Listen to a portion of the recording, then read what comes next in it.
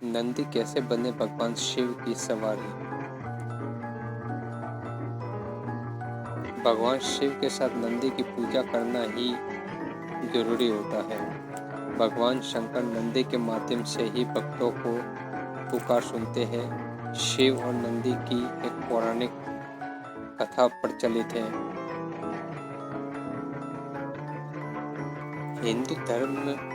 हिंदू धर्म में सभी देवताओं के अपने अपने वाहन होते हैं। जैसे भगवान विष्णु का वाहन गरुड़ है, माँ लक्ष्मी का वाहन उल्लू होता है, भगवान गणेश का वाहन मूषक होता है। उसी प्रकार भगवान शिव की सवारी नंदी की है। आपने शिव मंदिरों में देखा होगा कि शंकर के सामने बैल रूपी नंदी की मूर्ति भी होती है। शास्त्र बताते हैं कि शिव भगवान के साथ नंदी की पूजा करना भी जरूरी होता है। भगवान शंकर नंदी के माध्यम से ही भक्तों की पुकार सुनते हैं। लेकिन क्या आप जानते हैं नंदी कैसे भगवान शिव की सवारी बने? आइए जानते हैं शिव और नंदी की यह पौराणिक कथा। एक पौराणिक कथा के अनुसार ब्रह्मचारी व्रत का पालन कर रहे ऋषि शेलाद को भय होने लगा कि उनकी मृत्यु के बाद उनका वंश समाप्त हो जाएगा। इस भय के चलते उन्होंने पुत्र प्राप्ति की कठोर तपस्या शुरू की।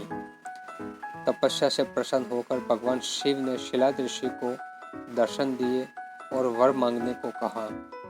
तब शेलाद ऋषि ने शिव से कहा कि उन्हें ऐसा पुत्र चाहिए जिससे मृत्यु न छू सके और उस पर आपकी कृपा बनी रहे।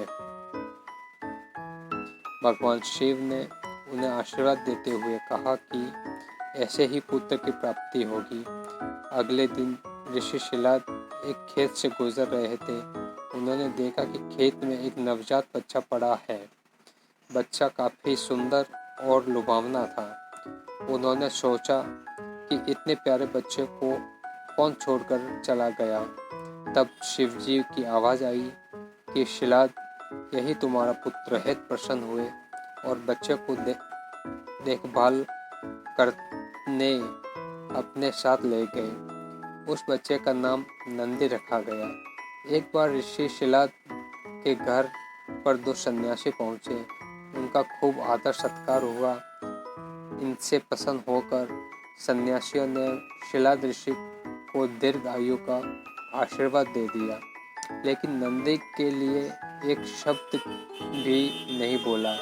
शेलाद ऋषि ने सन्यासियों से इसका कारण पूछा। तब सन्यासियों ने बताया कि नंदी की उम्र कम है, इसलिए हमने इसे कोई आशीर्वाद नहीं दिया।